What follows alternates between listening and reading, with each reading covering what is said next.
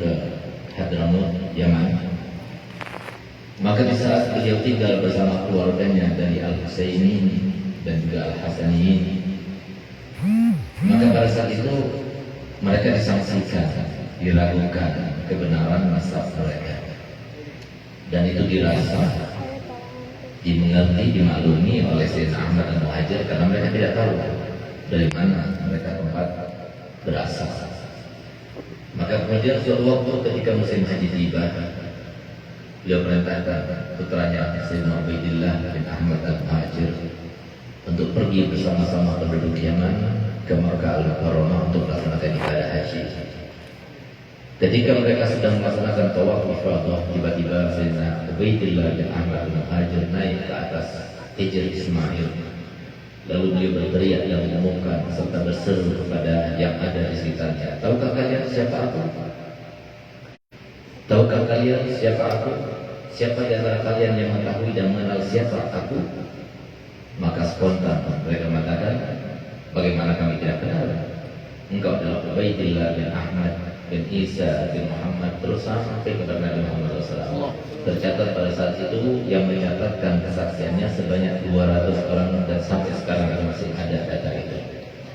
Itulah asal muasal para cucu Nabi yang tetap berdata asal-asalnya sampai sekarang, dan itu merupakan salah satu mukjizatnya Nabi yang masih ada sampai sekarang. Dan nanti kita akan mendapatkan kemuliaan yang paling utama daripada adanya zuriyah Nabi SAW ketika keluarnya salah satu cucu Nabi yang termulia, yaitu Imam Mahdi di akhir zaman. Maka dialah yang akan menyelamatkan dan mengislamkan seluruh dunia ini. Semoga kita termasuk mencintai mereka. Dan semoga kita termasuk yang dikatakan oleh Rasulullah bahwasanya adanya umat yang adanya zuriat Nabi di antara umatnya Nabi ini merupakan sebuah kesambungan, sebuah kesinambungan, sebuah tersambungnya rahmatnya Allah kepada umatnya Nabi Muhammad SAW, di mana Nabi SAW bersabda, "Man ahabbahum fahuwa mu'min, wa man abghadahum fahuwa munafiq." Yang cinta kepada mereka dialah mukmin, yang benci kepada mereka maka dia adalah munafik. Jangan heran kalau sekarang banyak yang membicarakan para habaib yang begini. Jangan heran, karena orang mukmin di zaman sekarang ini sedikit sekali. Oleh karena itu, cukup bagi kita yang cinta kepada para habaib. Tidak harus kita ngasih kepada habaib, tidak harus kita itu mengkultuskan mereka para habaib, tidak, tapi cintailah mereka, karena mereka itu mencintai mereka itu punya wajib dan punya wajib setiap guru, setiap ustaz, setiap habaib untuk menyebarkannya. Bagaimana Imam Syafi'i dalam syairnya itu beliau mengatakan bahwasanya hubbukum, bahwa cinta kepada kalian zuriat Nabi fardun min Allah, wajib kepada setiap orang. Tapi banyak di antara kita yang lupa bahwasanya mencintai zuriat Nabi itu sama seperti kita sholat, sama seperti kita baca Quran, sama seperti kita sedekah, sama seperti kita puasa. Tidak akan mudah untuk dilaksanakan kecuali setelah mengalahkan hawa nafsunya. Oleh karena itu, semoga kita semuanya termasuk yang mendapatkan mahabbah daripada Nabi SAW berkat kita mencintai zuriat Nabi. Semoga kita termasuk yang seperti yang dilakukan oleh Imam Abi Hanifah, di mana beliau satu waktu melihat gurunya, itu Sayyidina Al-Imam Ja'far As-Shadiq yang masih berumur 21 tahun, tapi dia selalu bawa tongkat. Sehingga kemudian ditegurnya, "Imam, engkau masih muda, tapi kau selalu bawa tongkat kemana-mana." Apa jawaban Imam Ja'far As-Shadiq? "Kamu tidak tahu tongkat yang saya bawa?" Dan tidak, ini tongkat yang pernah dipakai oleh datuk Nabi Muhammad SAW. Maka langsung Imam Hanifah minta izin, kemudian diciumnya dari ujung sampai ke ujung. Lalu apa kata Imam Ja'far? Hanya dengan kayu saja yang disentuh dengan tangannya Nabi SAW lakukan itu, bagaimana dengan para zuriat Nabi yang di dalamnya ada darahnya Nabi Muhammad SAW? Maka kemudian dia balik melakukannya dan dia memeluknya dan menciumnya dari ujung sampai ke ujung. Itulah akidah dan keyakinan serta ibadah kepada orang saleh. Saya Bakar Siddiq dia mengatakan, "Urqubu Muhammadan fi ali baitih, wallahi la Fatimah bintun Nabi ahabbu ilayya min Aisyah binti."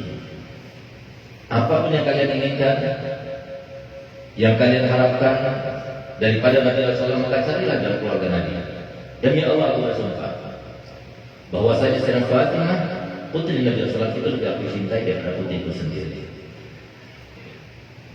Sahabat Jabir bin Abdullah Al-Ansari radhiyallahu anhu warḍah, beliau adalah guru daripada Sayyidina Abdullah bin Abbas yang tidak lain adalah misangannya Nabi.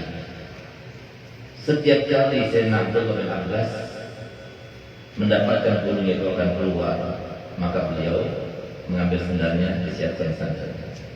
Sehingga setiap kali melihat itu maka beliau, ya Ibn Amir Rasulullah, jangan lakukan itu.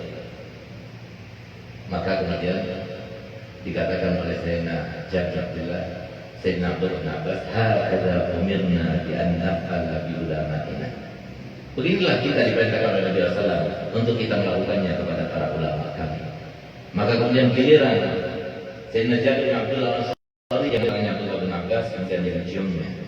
Lalu Syekh Abdullah bin Abbas mengatakan, jangan kau lakukan ini. Maka Sayyidina Jabir bin Abdullah berkata, hakadha umirna bi an naf'ala bi ahli baiti Rasulillah sallallahu alaihi wasallam.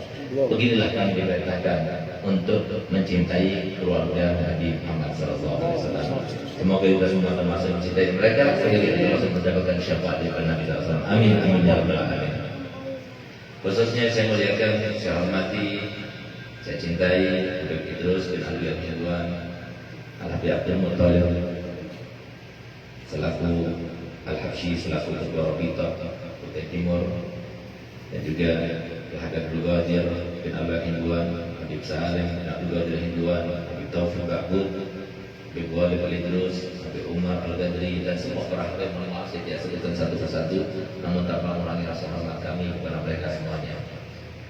Yang sama-sama kita muliakan, kita hormati, kita cintai, kita takdimkan para alim ulama yang kalau bukan karena mereka kita tidak mengenal siapa keluarga Nabi, bahkan kita tidak mengenal siapa sosok Nabi kita Muhammad SAW. Kalau bukan karena mereka, bahkan kita tidak bisa sholat, kita tidak bisa puasa, kita tidak mengenal Allah, kita tidak berakhlak mulia, dan kita tidak bisa beribadah kepada Allah Subhanahu wa taala. Yang mereka itu disebutkan oleh Nabi SAW adalah sebuah komunitas yang tidak mungkin tertandingi dengan ibadah bagaimanapun juga. Mereka yang disebut oleh Nabi SAW, fadlul alim ala abid kafadli ala adnab. Perumpamaan seorang alim itu di atas ahli ibadah yang lainnya sama seperti perumpamaan diri itu dengan paling rendahnya sahabat Nabi. Sehingga ulama berkata, jangankan Nabi SAW diumpamakan dengan paling rendahnya sahabat Nabi, ambil contoh paling mulianya sahabat Nabi, yaitu Sayyidina Abu Bakar Siddiq radhiyallahu anhu. Kalau seumpama kita lipat gandakan menjadi 1 juta kali lipatnya, apakah bisa menandingi kemuliaan Nabi Muhammad? Jawabannya adalah tidak. Itulah para ulama. Di dalam ayat Al-Quran disebutkan, yarfa'illahu alladziina aamanu minkum walladziina utul ilma darajat. Allah Ta'ala akan mengangkat derajat orang beriman dan orang yang mencari ilmu di atas derajat orang-orang yang ahli ibadah lainnya. Dikatakan oleh sahabat Abdullah bin Abbas bahwasanya derajatnya Nabi dengan derajat ulama itu cuma satu strip, Nabi lalu ulama. Sedangkan antara ulama dengan yang setelahnya daripada ahli ibadah, ahli sedekah, ahli Quran, ahli sholat, ahli-ahli yang lainnya itu sekitar 700 derajat. Padahal antara derajat yang satu dengan derajat yang lainnya memerlukan waktu jarak tempuh selama 500 tahun. Sehingga dikatakan oleh para ulama bahwasanya kalau seumpama kita ingin mendapatkan kemuliaan dan menandingi kemuliaan para ulama, maka dibutuhkan waktu umur selama 3.500 tahun beribadah baru kita bisa menandingi para ulama. Oleh karenanya pantas kalau Imam Ghazali radhiyallahu anhu beliau mengatakan bahwasanya mereka itulah sasaran seputar Nabi kita Muhammad. Apapun yang kita inginkan dari Nabi Muhammad ada pada ulama. Kita ingin mendapatkan doa Nabi Muhammad bukan pada ulama. Kita ingin dapat berkah Nabi Muhammad, cari berkah seperti dalam diri ulama. Kita ingin mendapatkan tempat yang khusus dalam hati Nabi Muhammad, carilah tempat itu dalam hati para ulama. Bahkan kita ingin mendapatkan syafaat yang telah nanti di hari kiamat, carilah syafaat daripada para ulama. Kita ingin membantu memperjuangkan Nabi Muhammad, perjuangkan, bantulah para ulama. Yang demikian itu kata beliau berdasarkan hadis Nabi yang berbunyi, man zara aliman faka'annama zarani. wa man safaha 'aliman faka'annama safahani, wa man jalasa 'aliman faka'annama jalasani, wa man jalasani fid dunya kuntu lahu jalisan yaumil qiyamah. Yang artinya barang siapa yang datang berkunjung ke rumah orang alim, seakan-akan dia itu datang berkunjung ke rumahku. Begitu pula sebaliknya. Kalau ada orang alim datang berkunjung ke rumah kita, berarti kita sedang dikunjungi oleh Nabi Muhammad. Berarti berapa banyak ulama, berapa banyak guru yang datang ke tempat haji Indi sekarang ini. Berarti Nabi Muhammad SAW ada di rumah ini. Keberkahan pasti dia dapatkan, insyaAllah. Lalu barang siapa yang bersalaman dengannya, para ulama seakan-akan dia itu bersalaman denganku, kata Muhammad. Dan barang siapa yang duduk-duduk bersama ulama, maka berarti dia duduk bersama aku. Seperti yang kita laksanakan pada malam ini, kita duduk bersama Nabi Muhammad. Lalu apa kata Muhammad? Dan siapa yang banyak duduknya dengan ulama di dunia, kelak tidak akan jadi teman dudukku. Semoga kita segera taat termasuk dari Allah sebagai teman duduknya Nabi Muhammad, sehingga kita termasuk mendapatkan syafaatnya Nabi Muhammad, dibagikan bersama Nabi Muhammad, di belakang bendera Nabi Muhammad, dipimpin langsung oleh Nabi Muhammad, berada di mahsyar bersama Nabi Muhammad, ketika dihisab bersama Nabi Muhammad, meminum telaga Al-Kautsar bersama Nabi Muhammad, dan melewati sirat bersama Nabi Muhammad, dan akhirnya masuk surga bertetangga dengan Nabi Muhammad. Amin amin ya rabbal alamin.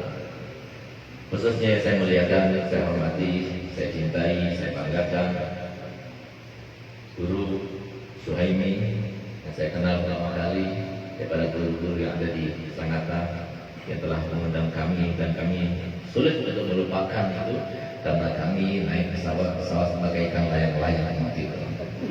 Pesawat yang kecil yang cuma diisi 8 orang, yang kalau seumpama menghindari awan maka dia langsung terjun. Itu luar biasa. Nggak lupa saya, tapi saya nggak mau naik lagi dulu. Lebih baik kita naik mobil lambat, tapi kita nggak. Tapi saya pikir juga kalau semua waktu itu saya jatuh, mungkin nyangkut di kokang saya. Dan juga tidak lupa pada Guru Abdul Ghaffar, Guru Abdul Jalil, Guru Ibrahim, Guru Abdul Rahman, Bilas, Guru Muhammad Nur Gontang, dan juga Ustaz Syekh serta semua para guru-guru yang lainnya. Maaf saya tidak sebutkan satu persatu, namun tanpa mengurangi rasa hormat kami dan cinta kami kepada mereka semuanya selaku penyambung lidah Nabi kita Muhammad SAW, yang sama-sama kita muliakan dan saya cintai, saya banggakan, karena termasuk seseorang yang saya kenal dalam hidup saya itu aneh, itu Haji Indi dan juga Ibu Hajah Sulastri. Kenapa saya katakan aneh?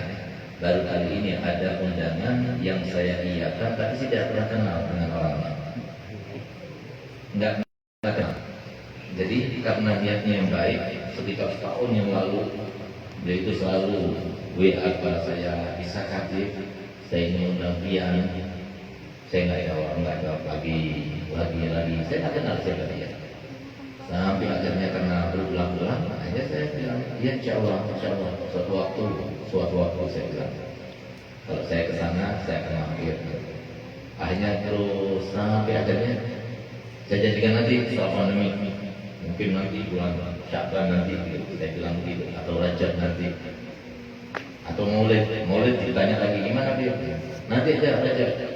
Maksudnya harapan saya biar beliau mengatakan, ya udah nggak jadi, nggak bisa gitu. Itu sehatnya saya. Ternyata terus kejar sampai akhirnya saya datang lagi profil.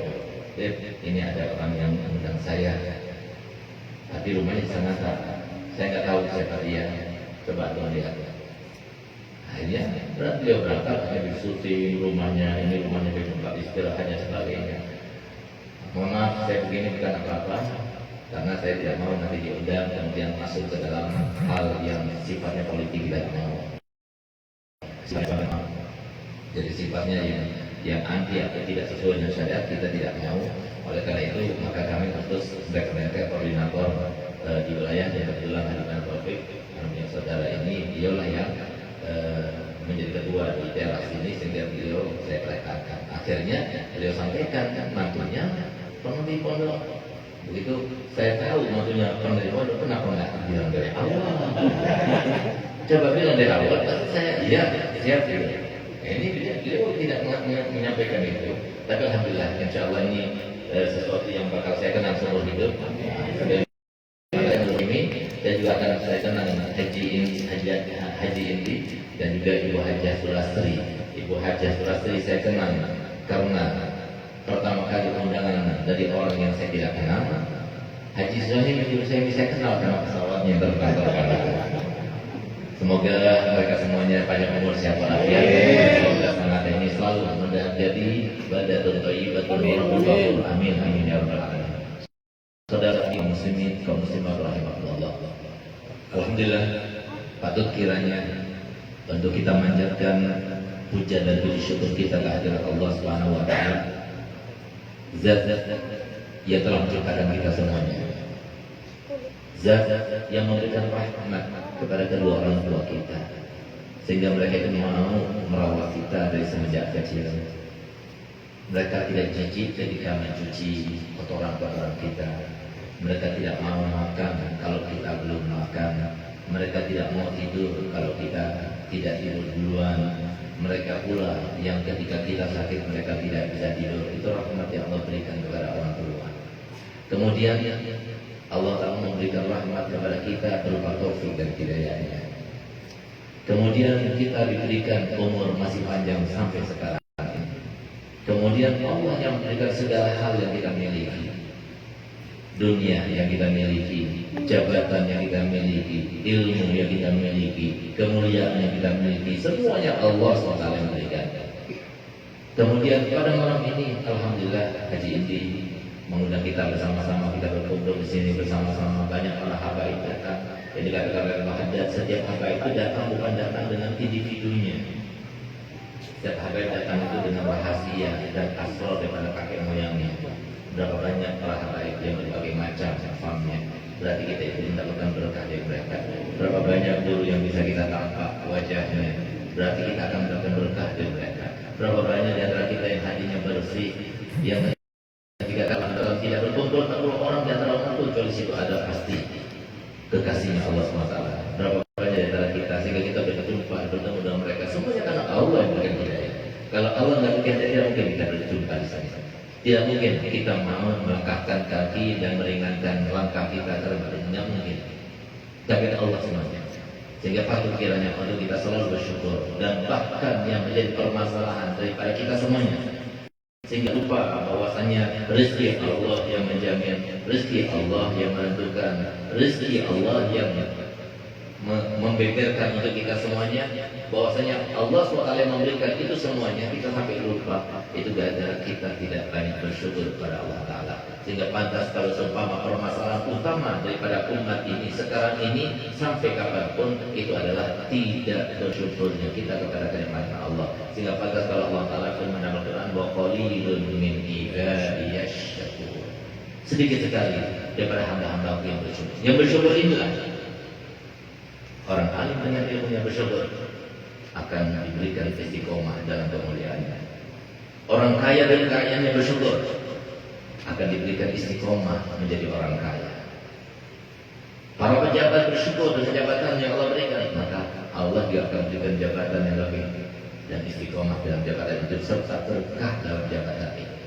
Begitu pula yang diberikan kekuatan semuanya kalau kita bersyukur dengan apa yang Allah berikan, sebagaimana Allah Ta'ala firmankan dalam Al-Quran, la in syakartum la azidannakum wa la in kafartum inna 'adzabi lasyadid. Tapi kalau sudah kita mengkufurinya, kita tidak melakuinya, kita tidak mau melaksanakan perintahnya, tidak mau menjalankan apa yang diwajibkannya, maka saat itulah kemudian terjadi permasalahan demi permasalahan demi permasalahan seperti yang kita rasakan sekarang ini. Semuanya berangkatnya daripada tidak ada syukur.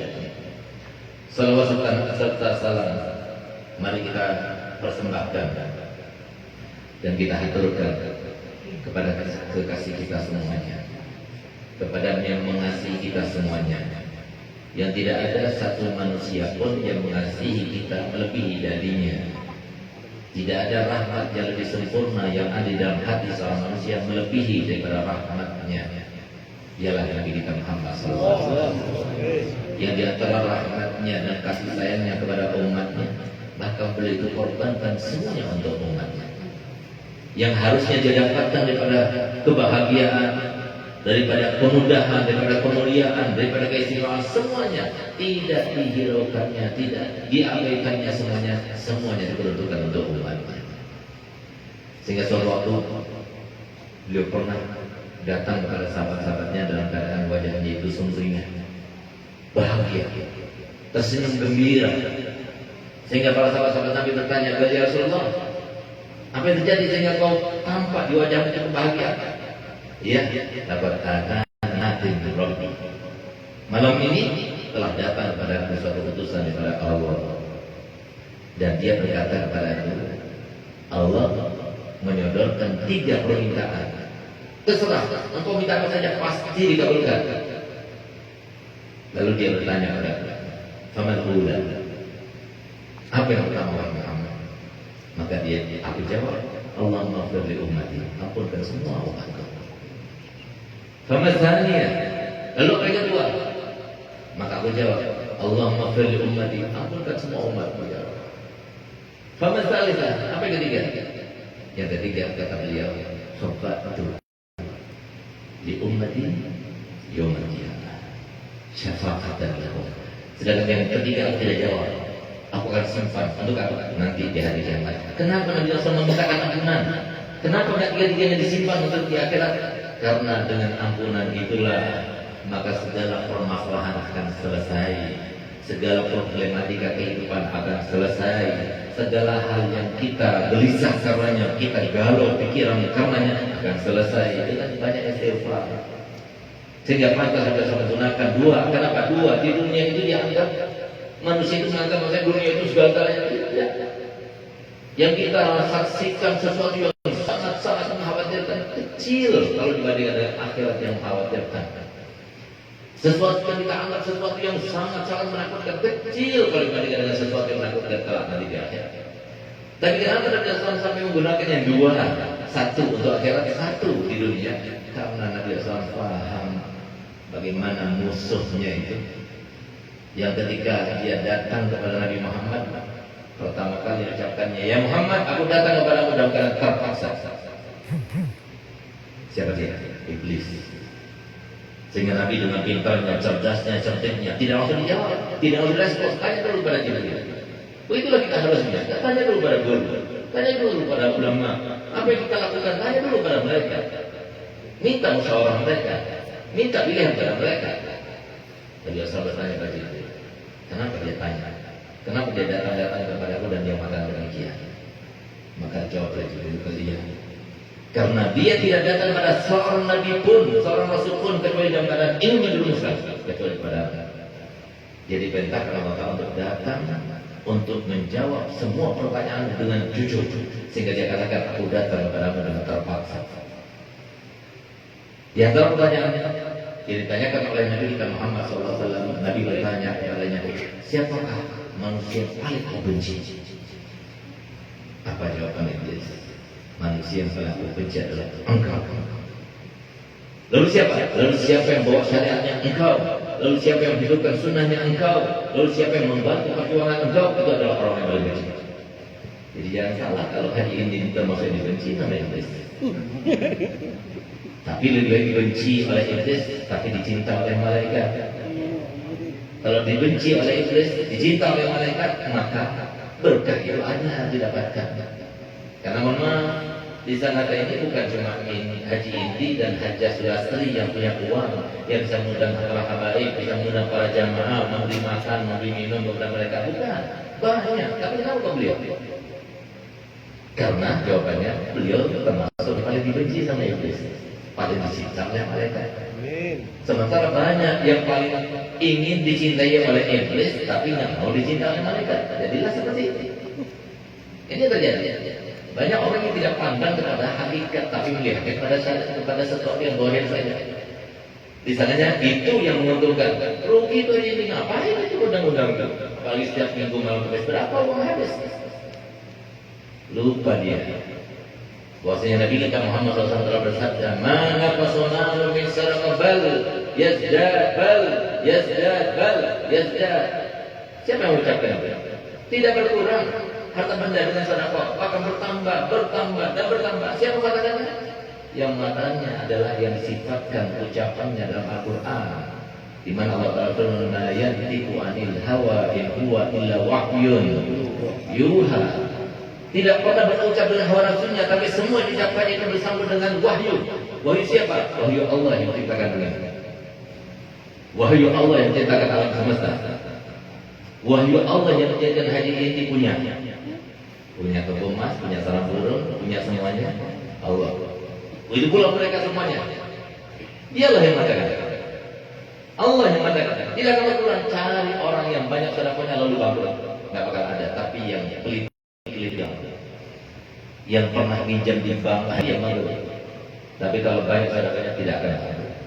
Maka terjadi sebagai mereka dikatakan Sayyidina Husain Al-Habib Husain bin Muhammad Al-Haddad, di mana beliau itu suatu waktu didatangi oleh satu orang wanita yang kena kanker payudara. Maka kata Habib Husain ketika beliau datang, doakan saya biar sembuh. Sedekah. Baik, Bib, berapa sedekahnya? Kamu ambil 4 karung beras, bawa sini. Apa katanya si perempuan itu? Bib, bisa dinikung nggak? Kemahalan Bib, 4 karung beras. Bisa nggak 2 karung lagi? Nggak bisa 4 karung. Kalau mau, bawa sini. Insya Allah sembuh. Katanya Habib Husain yang dimakamkan di samping ayahnya di Tegal, Habib Husain bin Muhammad bin Qahir radhiyallahu anhu warḍah wa astagfirullah wa iyyakum wa fasyatina ya hayya ya mana. Maka kemudian pulang banyak dari sedekah.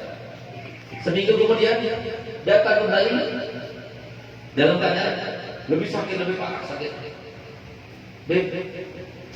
Baik, saya bawa bakal. Oh, kok sekarang bukan 4 karung lagi, sekarang 8 karung. Ya, jangan itu dong, Bib.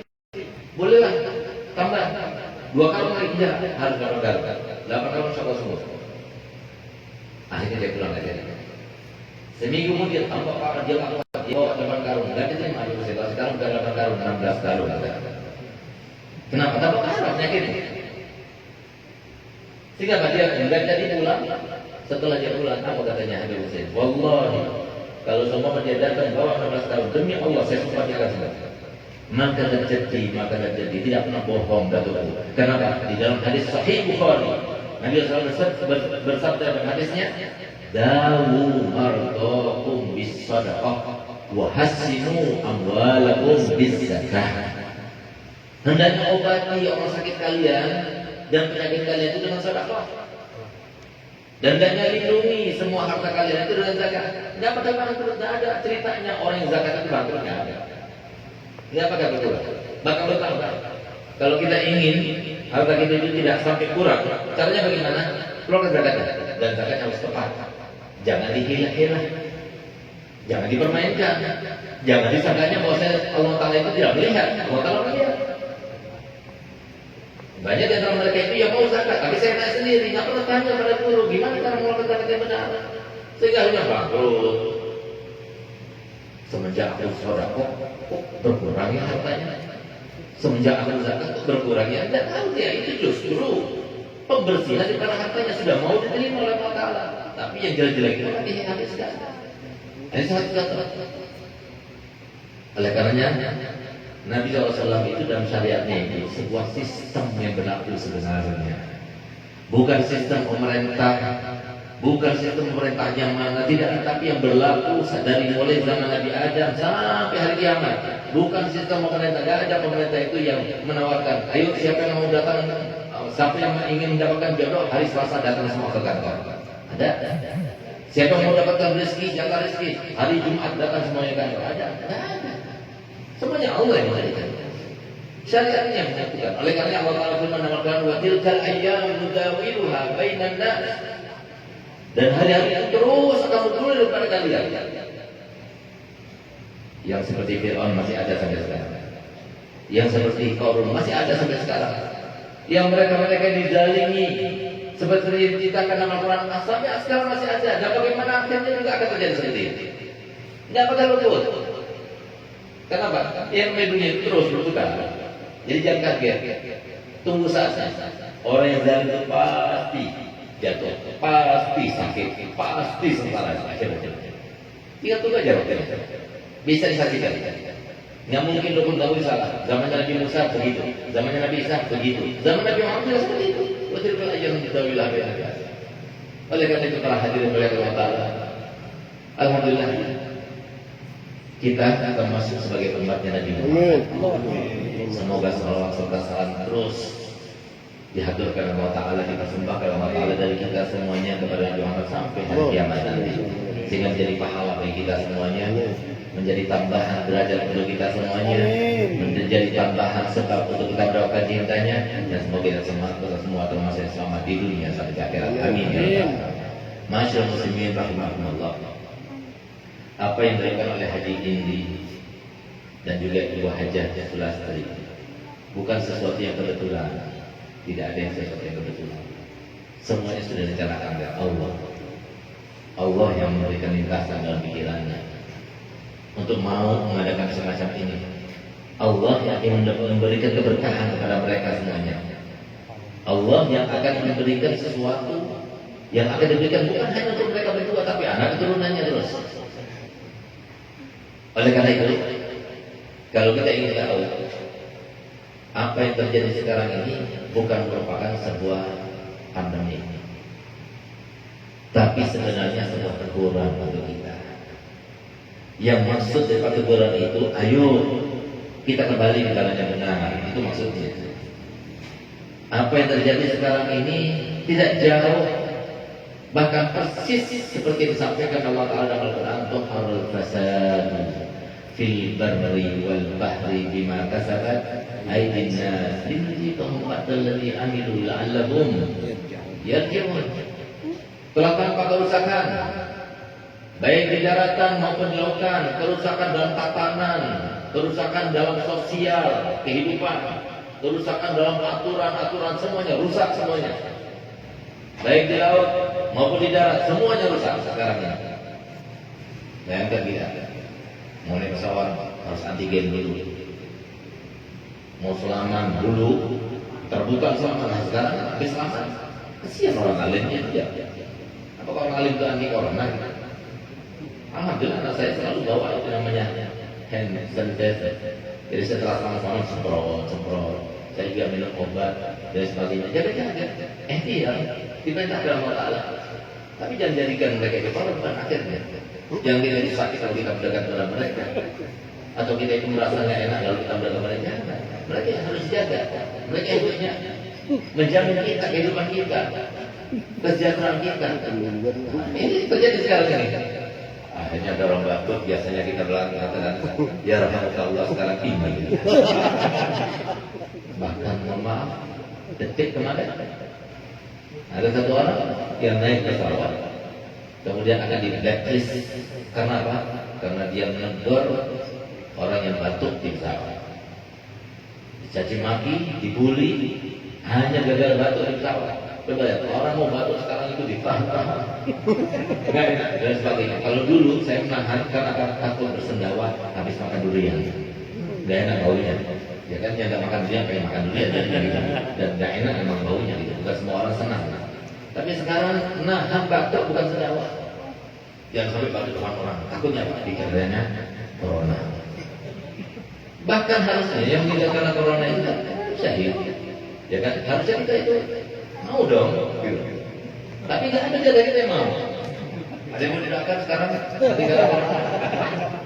Nah, itulah sesuatu yang tersisa di dalam diri kita. Ternyata sesuatu yang hakikat itu banyak yang kita tidak ketahui. Bukan semua hakikat itu senang kita merasakannya, bukan. Tapi sesuatu yang dohir belum tentu hakikatnya baik. Sesuatu yang tampak, sesuatu yang menyenangkan belum tentu itu sesuatu yang menyenangkan bagi kita, bisa jadi termasuk menyengsarakan kepada kita. Berapa banyak yang kita melihat ada orang tampak, orang cantik, wah itu kayaknya menyenangkan, membahagiakan, tidak belum tentu. Berapa banyak orang yang kawin dengan orang yang tampan, tapi kemudian dia itu menyesal. Karena apa? Karena dia nggak bisa memuaskan. Banyak pula ada orang yang kawin dengan cantik kali-kali yang nggak cantik. Begitu dia dapat yang cantik, suatu waktu pernah sahabat saya dia kawin dengan wanita yang sangat cantik, terkenal di kotanya ini. Saya nggak pernah lihat, tapi katanya sifatnya itu rambutnya pirang, matanya itu biru, kulitnya itu putih kemerah-merahan, nggak pakai pemerah, sudah kemerah-merahan. Tapi subhanallah, sahabat saya itu pernah bertemu dengan saya dan dia berkata, wallahi, kalau semua dia telanjang depan saya tidak nafsu. Siapa bilang? Dohir itu seperti kenyataannya, tidak seperti data. Kenapa demikian? Jawabannya adalah karena Allah Maha Adil. Allah Maha Adil. Kalau seumpama nggak seperti itu, maka Allah nggak adil dong. Coba lihat wajah kita, kan ada yang hitam, ada yang putih, ada yang pesek, ada yang macam, ada yang ganteng, ada yang jelek, ada yang cantik, ada yang pendek, ada yang panas, ada yang tinggi, ada yang gemuk, ada yang kurus. Kalau seumpama semuanya seperti dohirnya, maka siapa yang mau sama jelek? Ada yang jelek, tapi banyak uangnya, mau. Ada yang alim, tapi wajahnya biasa saja, mau. Rebutan kan? Keadilan Allah Ta'ala. Jadi jangan berharap kita itu melihat orang itu semuanya adalah paling sempurna, kecuali dalam diri Nabi kita Muhammad.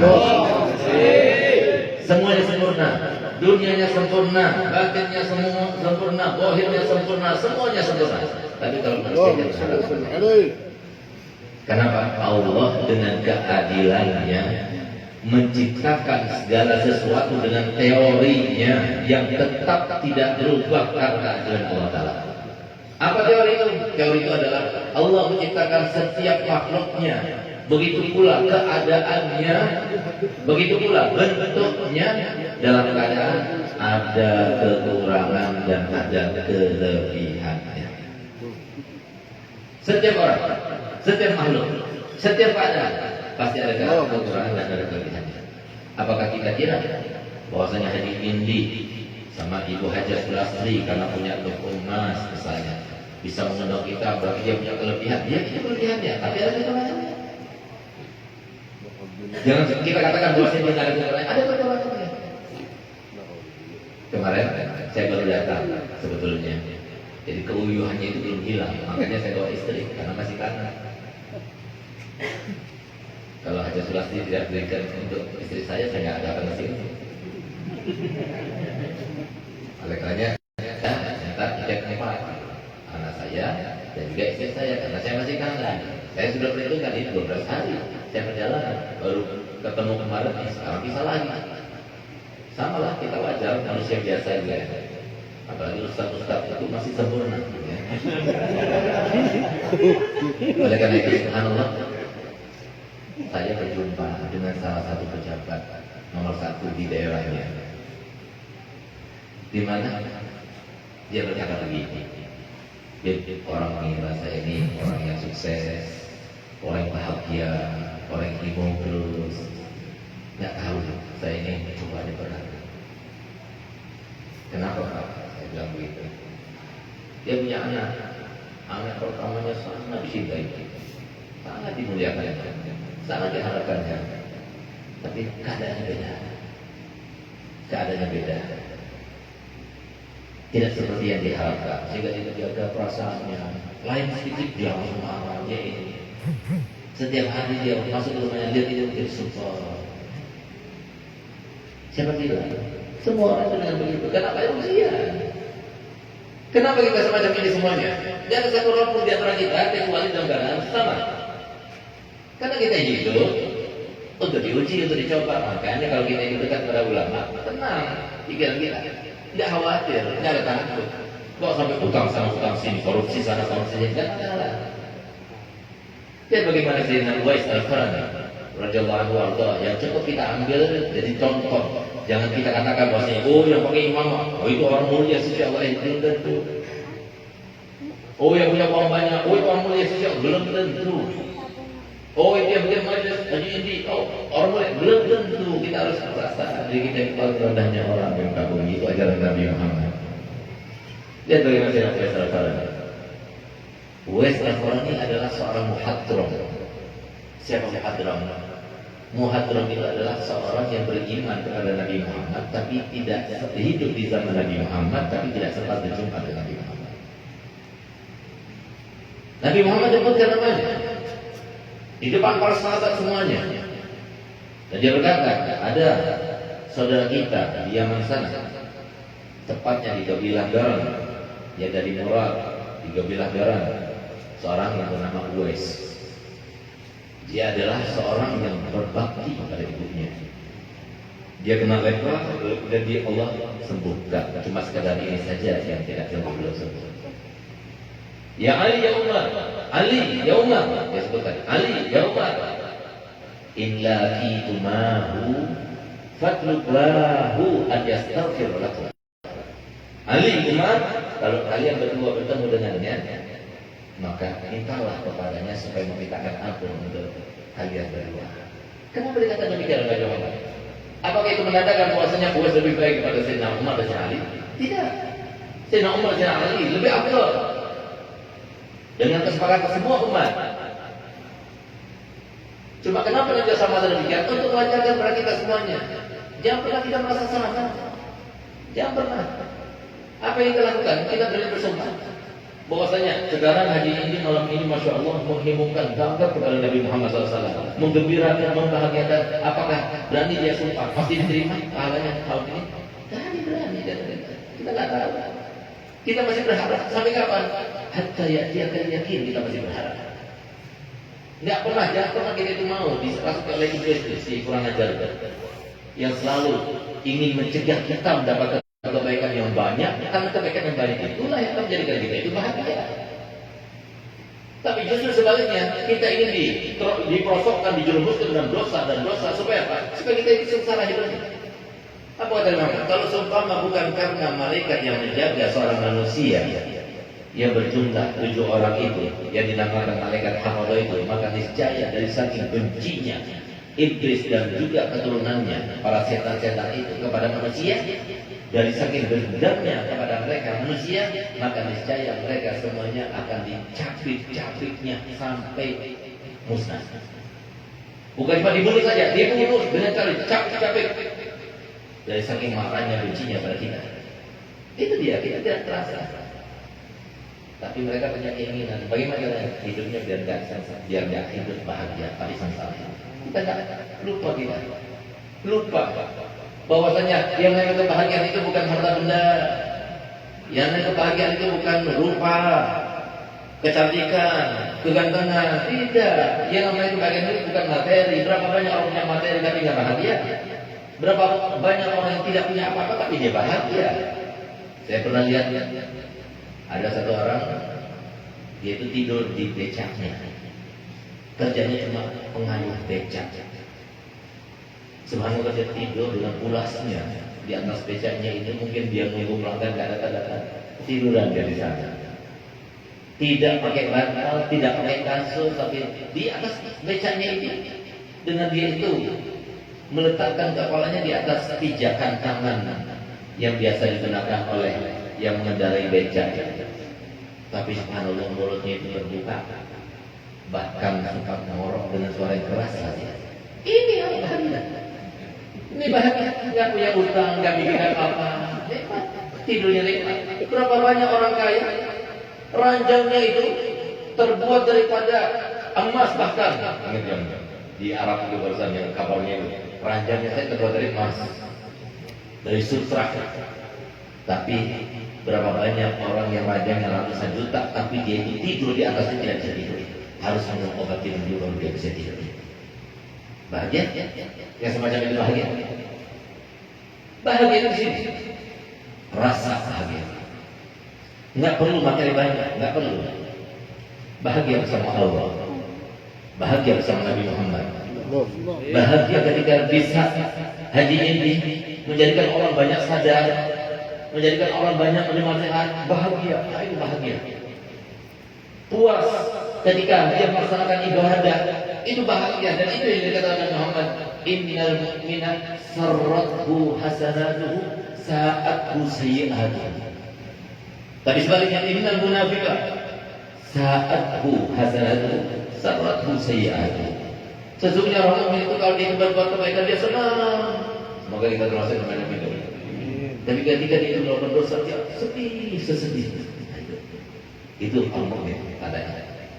Takut dia, jangan ini menjadi sebab aku diajak banyak orang jahat. Sehingga bagaimana Imam Malik bin Dinar, di mana beliau itu setiap kali mengajar, begitu awal lewat dia diam, wajahnya dalam keadaan murung, sedih. Saya tanya, kenapa engkau wahai imam setiap kali awal itu berlalu engkau selalu dalam keadaan berbeda, dalam keadaan takut, dalam keadaan memendam, dalam keadaan sedih. Apa kata beliau? Aku takut di balik awal itu ada batu-batu yang Allah akan turunkan sebagai azab kepada kita, dan itu karena kelakuanku. Saya Malik bin Dinar, orang alim, orang wali, sufi, tapi beliau merasa seperti itu. Bagaimana kita merasa masa kita lebih baik? Belum tentu diterima ibadah kita, belum tentu. Ini bagaimana wasallam. Ya Umar, ya Ali, lihat ucapan Nabi Muhammad, benar atau tidak? Tidak ada yang luput, tidak ada yang salah, semua disampaikan Nabi Muhammad benar. Oleh karena beruntung yang dekat dengan para ulama, karena apa? Bakal banyak misteri kehidupan yang tersingkap, sehingga nanti akan hilang satu ketakutan, hilang dua ketakutan, hilang ketiga ketakutan, sampai akhirnya dia menjadi wali Allah. Sifatnya ala inna awliya Allah la khaufun alaihim wa lahum. Sesungguhnya wali Allah itu tidak ada rasa takut, tidak ada rasa sedih, tidak ada. Justru ketakutan yang ada yang tampak pada mereka, takutnya keluarganya, anak istrinya, murid-muridnya. Mereka itu tidak beriman kepada Allah, tidak tahu dengan hakikatnya. Akhirnya mereka itu berdosa dan berdosa. Itu yang dilakukan mereka. Bukan mereka takut kepada mereka, tidak. Akhirnya terjadi. Subhanallah. Sayyidina Umar bin Khattab menjadi khalifah hampir 10 tahun. Dalam keadaan setiap tahun diumumkan siapa di antara kalian yang tahu dengan Uwais Al-Qarni, Uwais sampai satu waktu di akhir khilafatnya ada seseorang yang datang yang ditunjuk oleh salah satu bapaknya dan tentaranya, bosnya dia mengenal dengan Uwais Al-Qarni, dipanggil, kamu kenal dengan Uwais? Iya, dia adalah ponakan bahkan. Panggil kemari. Mohon maaf wahai imam, wahai khalifah, bukan aku tidak mau, tapi dia tidak pantas untuk dibawa di depanmu, tidak pantas. Coba lihat. Untuk dibawa saja kepada Sayyidina Umar itu tidak pantas. Seseorang kalau mau minta istri anak-anak kita, nggak bakal kita kasih. Siapa dia? Nggak selevel. Kalau dia itu mengundang kita tidak hiraukan. Kalau kita berjumpa dengan dia, kita menjauh. Kenapa? Merasa jijik dengan pakaiannya dan sebagainya. Tapi dia terkenal di atas langit sana. Inna Allah la yanzuru ila suwarikum wa la yanzuru ila asamikum walakin yanzuru Allah ila qulubikum wa a'malikum. Allah tidak pernah melihat kepada rupa kalian, pakaian kalian, yang makan enggak pernah. Yang Allah lihat itu adalah hati kalian dan amal kalian. Banyak para ulama ketika mendengarkan hadis ini sedih mereka. Kenapa? Ya Allah, orang yang paling dianggap suci kita disangka kita adalah manusia suci sehingga malam kita dicium. Padahal mereka tidak bingung, tidak senang, tidak bahagia ketika tangan mereka senang. Buat demi Allah, hak mereka itu. Saya paling enak kalau dikenal saya ini seorang pemain bola. Paling senang demi Allah kalau seumpama bukan karena ilmu yang ada dalam diri saya. Lebih baik saya dulu capek dakwah ini, tidur kurang, badan kurus, bukan malah gemuk saya kalau dakwah.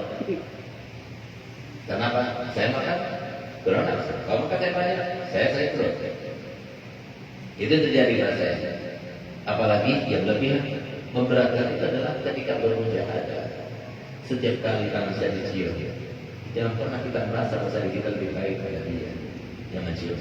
Saya berikan karena dengan harapan mungkin barangkali dia itu merasa bahwasanya tangan saya ini membawa berkah. Akhirnya Allah Taala beri berkah. Hanya itu saja saya kasihkan. Sebagaimana Nabi SAW mengatakan, Inna Allah al-mu'ti, huwal mu'ti, wa inna ma'ana al-basit, wallahu al-mu'ti. Aku ini hanya membagikan, aku nggak punya. Aku hanya membagikan, tapi yang memberikan adalah Allah. Mungkin untuk mereka, anak yang daduni abdi, falyadun bi masyarakat kita kasih. Tiga pantas.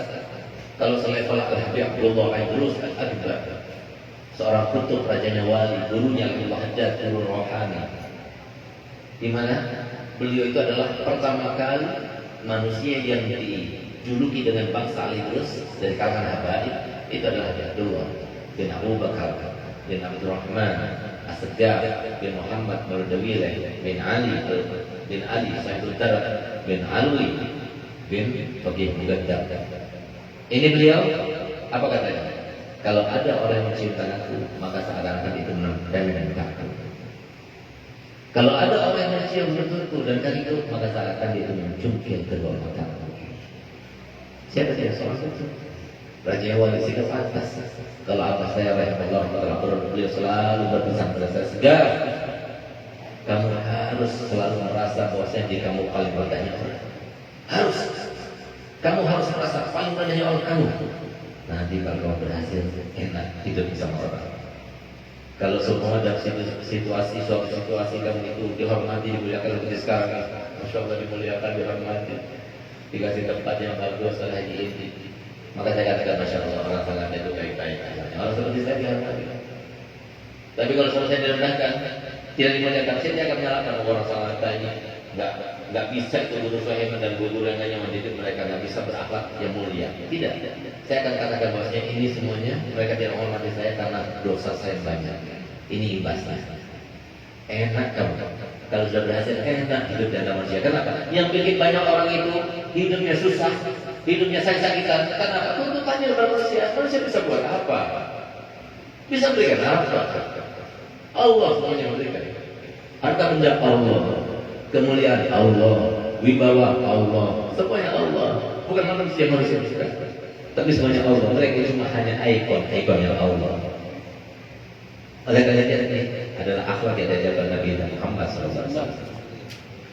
Sayyidina Umar berkata, ya Ali, ayo kita dapatkan, kita cari sama itu. Berangkat kita.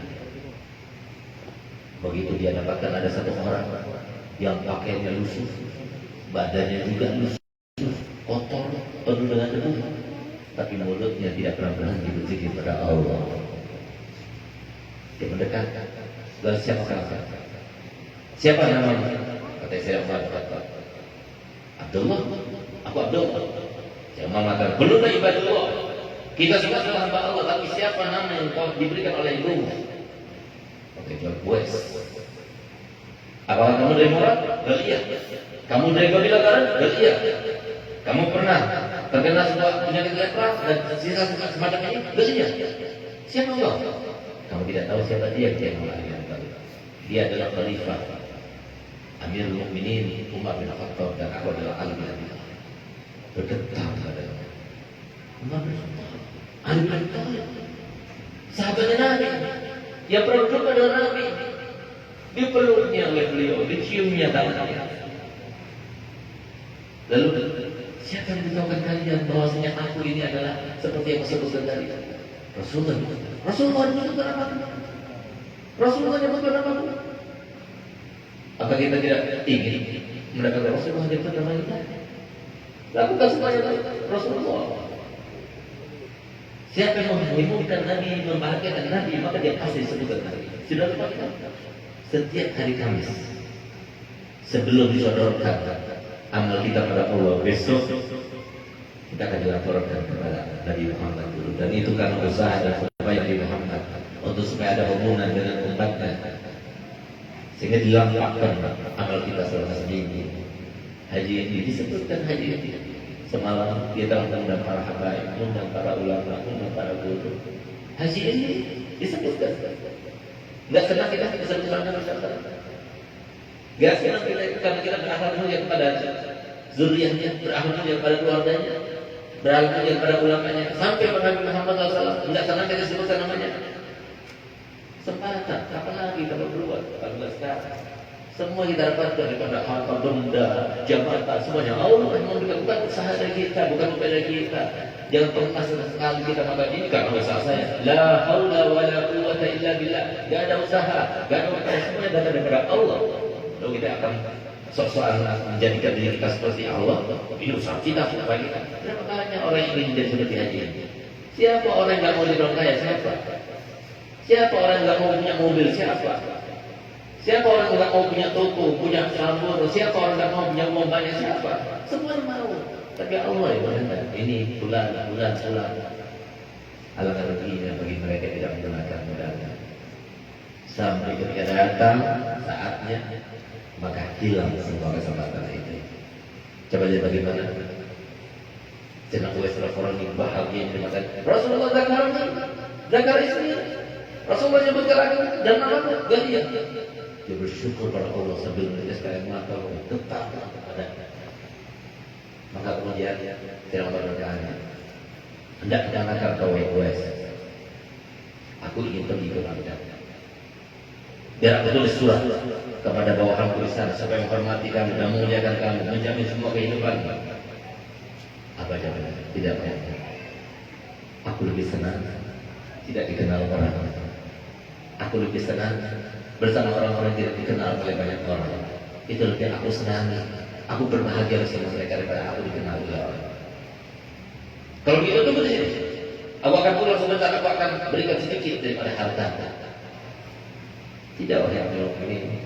Aku ini sekarang membalas unta-unta milik mereka dengan bayaran 4 dirham. Dan aku punya pakaian ini dan satu lagi pakaian sebagai gantinya. Sampai sekarang uang dan baju ini belum habis-habis. Untuk apa aku gunakan uang yang kau berikan? Dan bertambah bebanku untuk menjaganya. Itu Rasulullah. Ketahuilah wahai Amirul Mukminin, di depannya itu banyak keadaan-keadaan yang terjadi pada kita. Yang belum tentu kita bisa.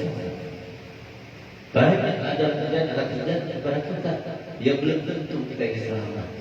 Ujian daripada Allah untuk menikmatnya, ujian daripada Allah kepada musibah yang belum tentu kita selesai.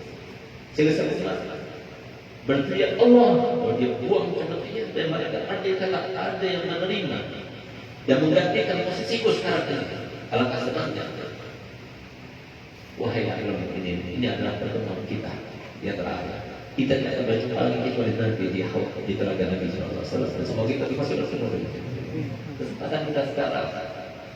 Kesempatan kita sekarang. Kenapa kita ini termasuk orang yang banyak hilang kesempatan? Karena Allah menciptakan manusia dengan 4 unsurnya. Selalu ada setan, selalu ada hawa nafsu, selalu ada cinta dunia, selalu ada yang namanya hawa dan nafsu, cinta dunia, dan selalu ada iblis. Kenapa kan biarkan kita melakukan satu ibadah penjagaan, tapi bukan semua orang yang seperti ini. Ada satu hal yang kita telah melupakannya, dan itulah rahasia dan intisarinya. Dan itu semua yang disebutkan Nabi Muhammad SAW, daripada kita diwajibkan sholat, kita diwajibkan puasa, kita diwajibkan zakat, kita diwajibkan untuk melaksanakan sunnah-sunnahnya Nabi, kita diwajibkan dekat para ulama, kita diwajibkan cinta pada zuriat Nabi. Semuanya itu berkesan. Apa itu? Ingat kepada Allah. Jangan pernah lupa kepada Allah. Karena Allah Ta'ala firman dalam hadis qudsinya, kuntu kanzan mahfiyan fa'uhibbu an tu'rafa fa khalaqtu khalqa. Aku dulu adalah sebuah hal yang sangat bagus, sangat indah, sangat baik, tapi tidak ada yang mengetahuinya. Aku ciptakan manusia, aku ciptakan alam semesta, aku ciptakan semua makhluk untuk supaya aku diketahui. Ada Allah. Jangan kita mengatakan ini karena Allah. Kalau Allah berkata ada orang di antara kita sakit, siapa yang bisa menyembuhkan? Kalau Allah berkata kita ini meninggal, siapa yang bisa menghidupkan? Kalau Allah berkata kita ini akan bangkrut, siapa yang akan bisa memberikan kekayaan? Tidak ada seorang pun. Allah. Jadi kita lupa. Maka di saat itu juga Allah akan melupakan semua kesempatan yang baik dari kita. Oleh karena ada satu ayat, jangan lupa, ada satu ayat itu dijadikan bahan diklatnya setan setiap hari. Kalau ada universitas yang hebat, maka paling banyaknya mereka bikin seminar-seminar itu paling 1 bulan 10 kali. Ketahuilah setan itu bikin diklat itu setiap hari. Untuk apa? Menjerumuskan kita. Sementara itu kita tidak siap-siap, tidak belajar bagaimana cara menanggulanginya, bagaimana cara menghadapinya, bagaimana kita akan selamat. Terus kita lupa jauh kepada ulama. Tidak pernah kita diingatkan oleh para ulama, tidak pernah ditegur oleh para ulama. Tidak mau kita itu, saya kiai, saya guru, saya ini seorang pedagang, tolong guru anggap saya anak, tolong guru anggap saya murid, kalau ada yang salah tegur saya. Enggak, tapi orang kayaknya yang ngatur. Guru berapa guru? Nih siap, guru sini, guru kesana, guru. Masya Allah, Nabi yang diibaratkan oleh Nabi seperti Nabi. Kata Nabi Muhammad, ulama ummatika anbiya Bani Israel, Ulama matur sama seperti nabi-nabi Bani Israel. Hanya saja tidak ada nabi setelahnya. Coba ada nabi setelahnya. Mereka para ulama ini, guru-guru kita itu adalah nabi. Coba nggak ada lagi. Mereka disuruh gagal karena ngasih uang. Harusnya serahkan, tunduk, pasrah sebagai seorang murid. Dengarkan kata-katanya, maka kita akan beruntung. Nah, oleh karenanya ada satu ayat. Dengarkan ayatnya. Inilah yang menjadi sebab kenapa kita didera oleh musibah dengan musibah, cobaan demi cobaan, dan kenapa kita itu ditegur oleh Allah Taala dan barang dan sebagainya. Karena ini apa itu? Allah SWT firman dalam Al-Quran, A'udzu billahi minasy syaithanir rajim. Bismillahirrahmanirrahim. Wala takunu kalladzina nasullaha fa'ansahum anfusahum. Jangan pernah kalian menjadi orang-orang yang lupa kepada Allah. Ketika itu sudah terjadi kepada kalian, maka Allah akan melupakan semua kesempatan yang harusnya baik untuk kalian dilupakan. Sehingga yang merupakan kesempatan tidak lagi kesempatan, yang merupakan anugerah tidak lagi anugerah, yang merupakan modal tidak lagi modal. Berapa banyak orang kaya tapi dia lupa kalau kekayaan adalah modal yang Allah anugerahkan kepadanya. Bukan karena usahanya, bukan karena upayanya, tapi semata-mata pemberian daripada Allah. Berapa banyak orang yang dengan ilmunya, karena dia merasa guru sampai lupa dia dari mana ilmu itu berasal. Padahal Nabi SAW bersabda, "Ana madinatul ilmi wa aliyun." Bagulah, semua berasal daripada Nabi Muhammad. Begitu kita perlakukan anak cucu Nabi Muhammad, kita tidak menghormati anak cucu Nabi Muhammad. Kenapa kita panggil guru? Kenapa kita dipanggil guru kiai? Kenapa kita dipanggil ustaz? Karena mereka, datuk mereka. Bagaimana kita menyikapi mereka? Begitu kita hanya kita menyebutkan tentang zuriyah Nabi, kota zuriyah Nabi, lalu kita kemudian merasa seakan tersaingi. Pada Nabi SAW mengatakan, "Batimu Quraisyan, wa la tataqaddamu wa illa fatahlahu." Dahulukan orang Quraisy. Siapa Quraisy? Baik. Jangan kalian dahului mereka. Apalagi sampai menjadikan mereka saingan, atau sampai membenci mereka, apalagi sampai kemudian menyamakan, menyetarakan kita dan mereka. Mereka itu mulia bukan karena mereka. Mereka mulia karena diri mereka ada darahnya Nabi yang Allah muliakan. Maka mereka sendiri kalau semua menghinakan, merendahkan darah itu dengan tanpa minta-minta, dengan tanpa dengan akhlak yang tidak baik, dengan tanpa dia berbohong dan sebagainya, diazab oleh Allah Taala. Siapapun yang memuliakan darah itu akan dimuliakan oleh Allah Taala. Dirinya atau orang lain. Siapapun menghinakan darah itu maka akan digunakan oleh Allah Taala, dirinya atau orang lain. Bukan karena dia, karena Nabi Muhammad. Sehingga Kiai Hamid mengatakan, seorang kiai, seorang guru itu, kenapa Kiai Hamid itu begitu cinta pada zuriat Nabi? Sehingga zuriat Nabi, walaupun kecil-kecil namanya, bukan kecil dia, kecil Nabi. Kata beliau, seorang kiai itu, guru itu sama seperti orang yang dibikinkan toko oleh Nabi. Bukan cuma dikirim untuk isi barang jualannya diisi sama Nabi. Sekarang kalau seorang anak cucu Nabi datang ke situ, kira bagaimana kita menyikapi? Bagaimana kita meresponnya? Bagaimana kita berinteraksi dengan mereka? Benar. Bukan semuanya habaib baik ada, karena ada cobaan. Sama seperti ibadah, cobaan berat. Tapi jangan sampai kita merendahkan mereka. Jangan sampai kita tidak memuliakan mereka. Jangan sampai kita untuk tidak mengingatkan mereka bahwa kita pada apa yang punya wajib ya sampai kepada mereka. Oleh karena pantas kalau dalam hadis sahih Muslim beliau mengatakan dalam hadisnya, hadis Muslim itu lebih sahih daripada hadis Imam Hakim dalam kitab Mustadraknya. Hadis yang terkenal dengan As-Saqalain itu ada dua riwayat, ada riwayat Imam Hakim dan kitab Mustadrak. Itu masih ada pembicaraan ulama di dalam tarjihnya, di dalam hadisnya riwayatnya. Tapi hadis Muslim sahih. Nabi SAW bersabda, "Innama ana mru'un maqbud yusifu ayyati ya Rasul Rabbi fa'ujib." Aku ini adalah manusia biasa, sebentar lagi aku meninggal.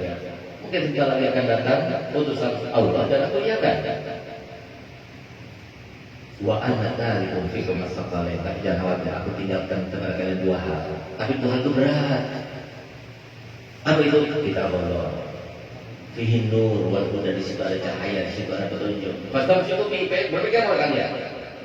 Wa itrati ahli baiti, dan keluargaku, keturunanku. Uzakkirukumullah fi ahli baiti, uzakkirukumullah fi ahli baiti, uzakkirukumullah fi ahli baiti. Tiap kali Nabi mengatakan dan keluargaku. Aku ingatkan kalian kepada keluargaku. Aku ingatkan kalian kepada keluargaku. Aku ingatkan kalian kepada keluargaku. Kenapa? Tadi saya sedih kalau cucunya dihujat, anak cucunya difitnah, anak cucunya dimusuhi, anak cucunya dibenci. Nabi Muhammad manusia biasa, sama seperti kita.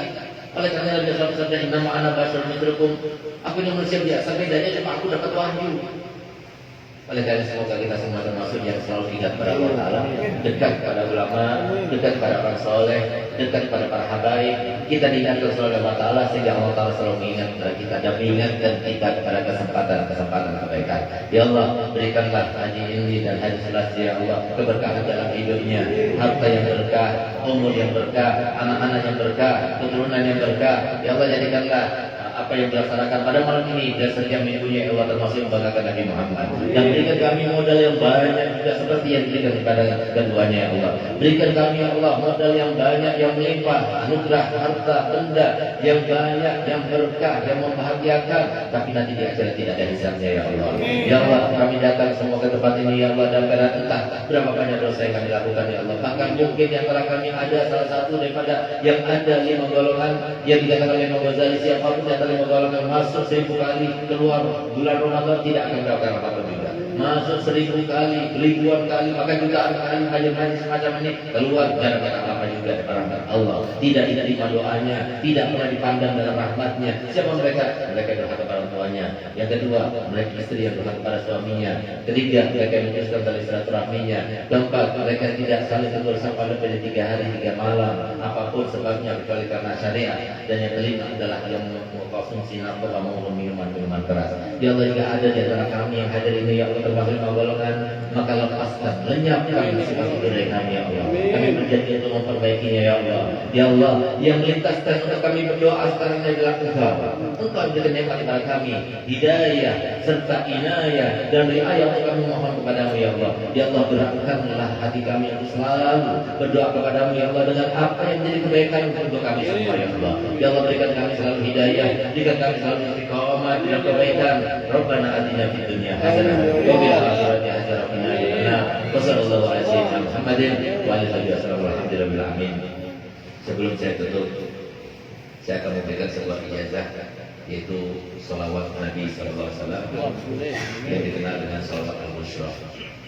Sholawat itu diberikan oleh salah satu putra abbas saya pada tahun 2016. Pada tahun itu, tepatnya pada malam 10 Muharram, Nabi SAW mengajarkan sholawat itu. Begitu bangun, langsung hafal.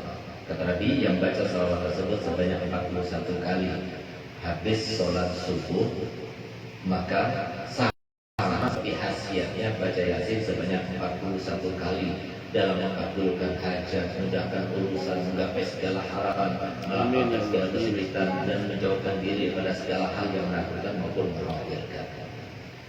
Sangat mujarab. Bahkan subhanallah, hampir setiap minggu ada saja para kiai, para alim datang jauh-jauh, ada yang mimpi gurunya, ada yang mimpi bahkan nantinya, untuk minta ijazah sholat tersebut kepada saya. Nah, jadi saya akan bacakan, lalu saya akan ijazahkan.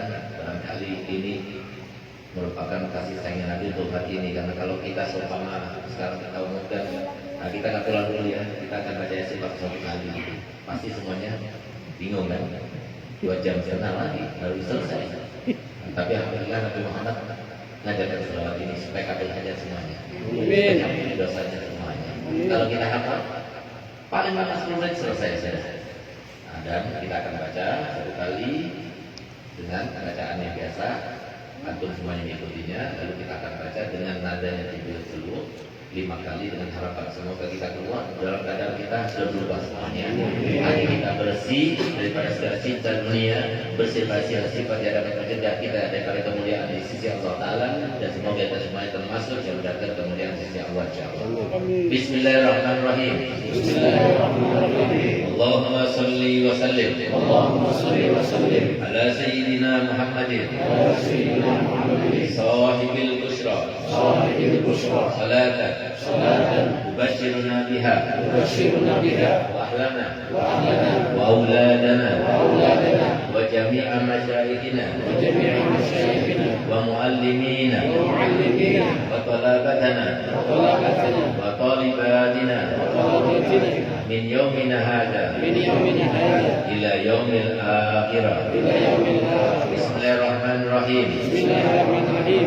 اللهم صل وسلم على سيدنا محمد صاحب البشرى صلاة تبشرنا بها وأهلنا وأولادنا وجميع مشايخنا ومعلمينا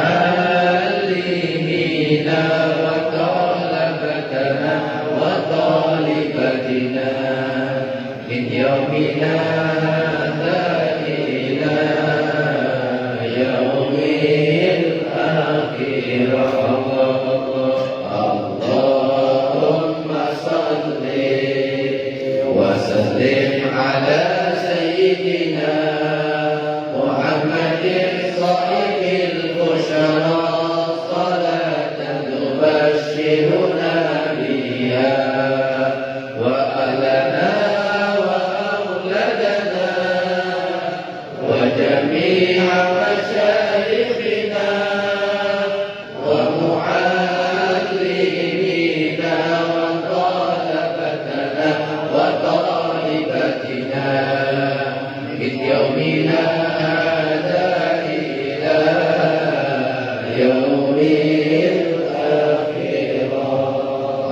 اللهم صل وسلم على سيدنا محمد صاحب البشرى صلاة تبشرنا بها وأهلنا وأولادنا وجميع مشايخنا ومعلمينا وطلبتنا وطالبتنا من يومنا هذا إلى يوم الآخرة.